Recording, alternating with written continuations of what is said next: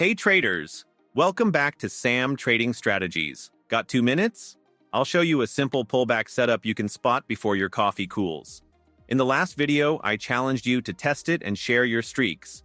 Shout out to Butrusha-san. He reported 15 trades, 0 losses, and called it the most accurate strategy I've shared. Amazing feedback, thank you. Today you'll learn a step-by-step pocket option setup with EMA14 plus EMA50 and a quick RSI check so you can spot clean trend pullbacks and avoid random entries. This video is educational, not financial advice. Markets involve risk. We'll use clear rules, real chart examples, and common mistakes. Please practice on a demo first. Here's the plan.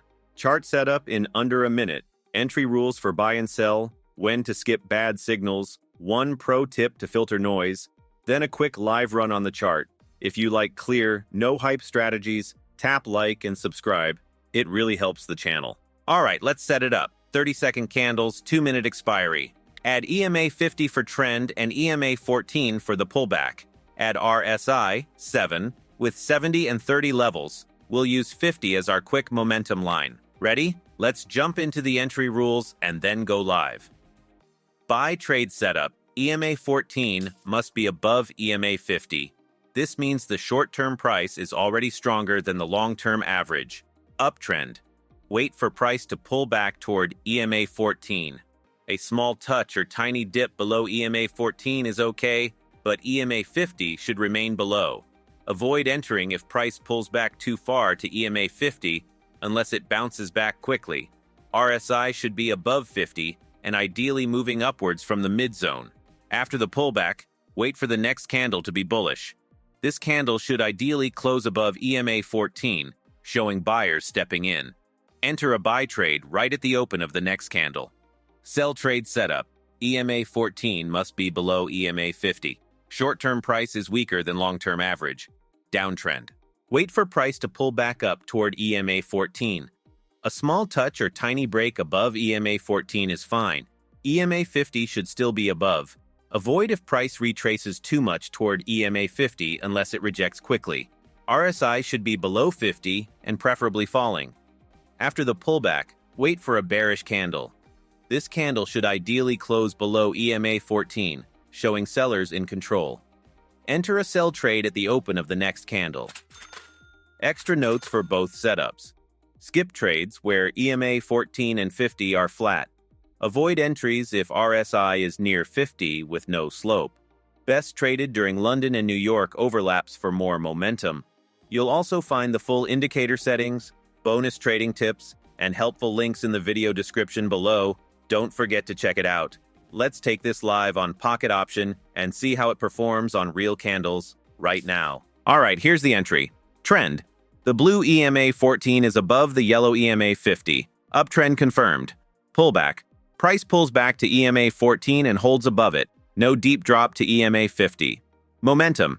RSI 7 is above 50 and ticking up. Remember? Above 60, closer to 70 equals stronger. Signal. We get a firm bullish candle right after the touch on EMA14. With all 4 rules aligned, I take a buy with a 2-minute expiry. As the trade runs, I keep it simple. Price versus EMA14. If candles stay above EMA14, the idea is intact. A close below EMA14 tells me momentum is cooling. RSI behavior, I want RSI away from 50. If it slides back toward 50 and flattens, I avoid adding new trades. Discipline and risk. I don't stack positions or chase moves. Risk stays around 1 to 2% per trade, no martingale. This one finishes in the money. Nice continuation from EMA14 with RSI holding above 50. Quick learning example. This buy trade is not from our checklist. Trend. Blue EMA14 is above yellow EMA50. Uptrend, okay? But trigger missed. Price did not touch EMA14. I entered early, assuming momentum would continue. RSI. Above 50, but already cooling from a peak. That's a warning sign. This is for education. Sometimes you'll feel tempted to jump in without the pullback. Let's see what happens. As the trade runs, the weakness shows up. Structure. Price starts rolling over and moves toward EMA14 instead of pushing away from it. Momentum. RSI slides toward 50. Momentum isn't with us anymore. Discipline. No adding, no chasing. I keep risk 1 to 2% max. If a candle closes below EMA14, I mark this as a rule break in my journal. This trade finishes out of the money. Notice how price finally tags EMA14 and even pushes toward EMA50. Next, we'll stick strictly to the rules and compare the results, so you can see why patience pays. Here's my sell trade entry. Trend: the blue EMA14 is below the yellow EMA50. Clear downtrend. Pullback: price pulls back up to EMA14 and stalls. No strong close above it. Momentum: RSI-7 is below 50 and leaning down. Signal: a bearish candle forms right after the touch on EMA14.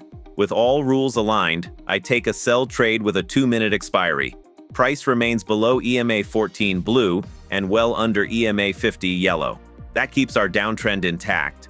We're getting lower highs and lower lows. Notice how each bounce fails at EMA14 and prints bearish candles again.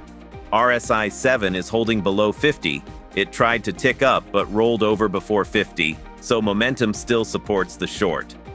Time check. We're past the halfway mark on the 2-minute expiry, and price is trading under the entry line. Good sign, but I'm not adding any extra positions.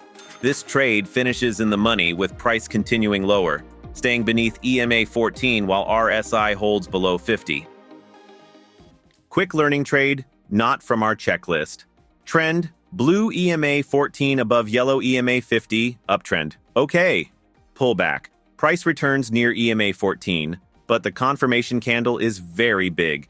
That's a red flag. We prefer a normal-sized bullish candle so risk stays small. RSI: above 50, but coming off a spike. I take a buy trade here for learning only, to show what a too big candle entry can lead to. After that big candle, momentum stalls. Notice the small candles forming and wicks near EMA14. RSI drifts back toward 50, showing momentum cooling. Price is hovering around the entry line, not pushing away from EMA14 like a strong continuation would. All right, this trade closed in the red, and that's okay.